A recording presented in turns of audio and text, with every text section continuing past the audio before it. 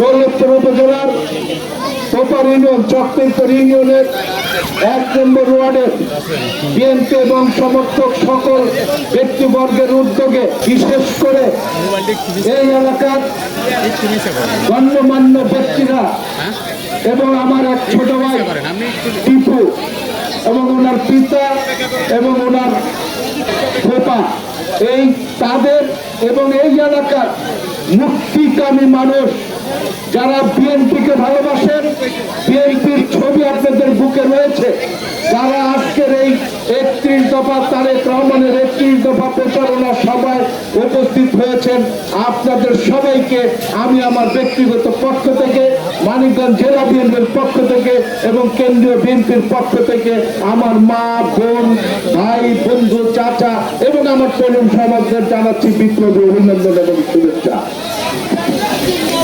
বন্ধুরা আমার আদানের সময় হয়ে আসছে, আপনারা দীর্ঘক্ষণ এখানে বসে কথা শুনছেন, একটু আমাকে কথা বলার সুযোগ দিতে হবে। বন্ধুরা আমার আমাকে কথা বলার সুযোগ দিতে হবে, মাত্র 5 মিনিট সময় দিতে হবে।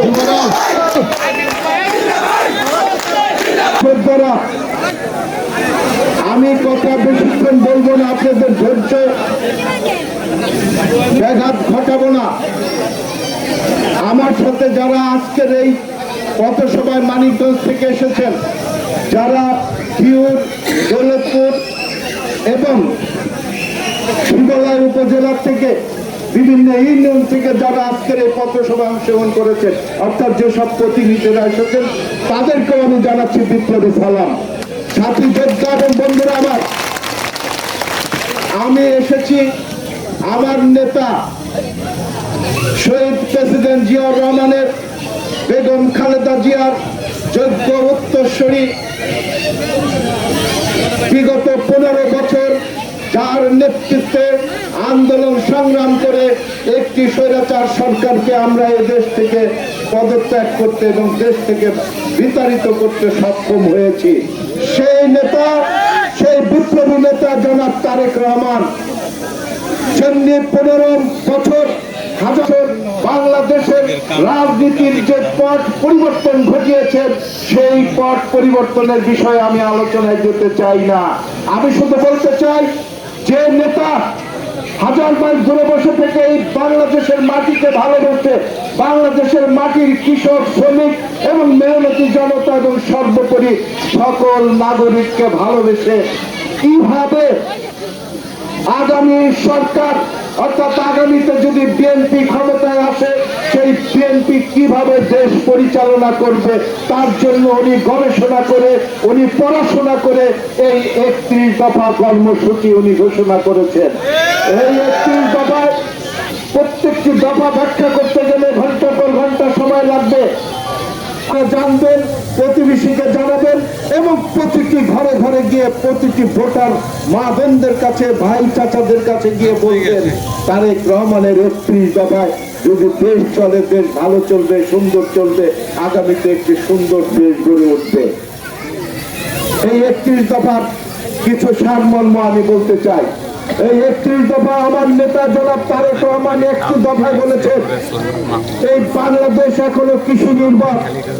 এই বাংলাদেশের কৃষকরা সারাদিন মাথার ঘাম পায়ে ফেলে জমিতে চাল দিয়ে যে শস্য উৎপাদন করে, বছর শেষে নিজের খাবার শস্যের বাইরে যে শস্য থাকে সেটা যখন বিক্রি করতে যায়, দেখা যায়, এবারও দেখেছেন আপনারা, যদি 1 মণ ধান উৎপাদন করতে 700 টাকা খরচ হয়, সে ধান বিক্রি করতে গিয়ে 550-600 টাকার বেশি পাওয়া যায় না।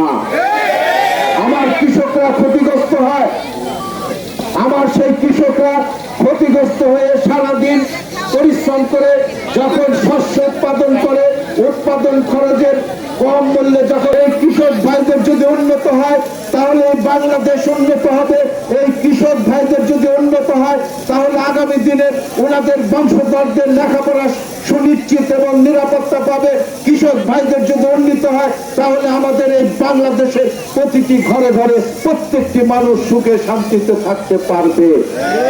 এই জন্য উনি সর্বপ্রথম বলেছেন আগামী নির্বাচনে যদি বিএনপি ক্ষমতায় আসে, এই দেশের যত কৃষক আছে জরিপ করে প্রকৃত কৃষক ভাই এবং বোনদের এবং কৃষক পরিবারকে একটি করে ডিজিটাল কার্ড দেওয়া হবে।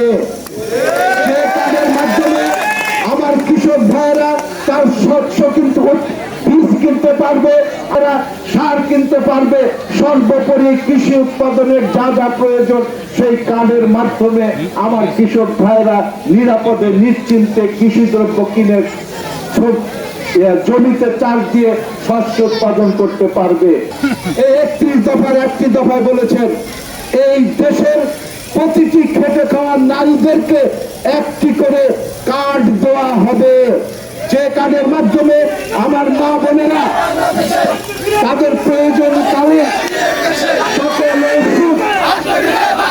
সকল পণ্য এই কার্ডের মাধ্যমে তারা গ্রহণ করতে পারবে।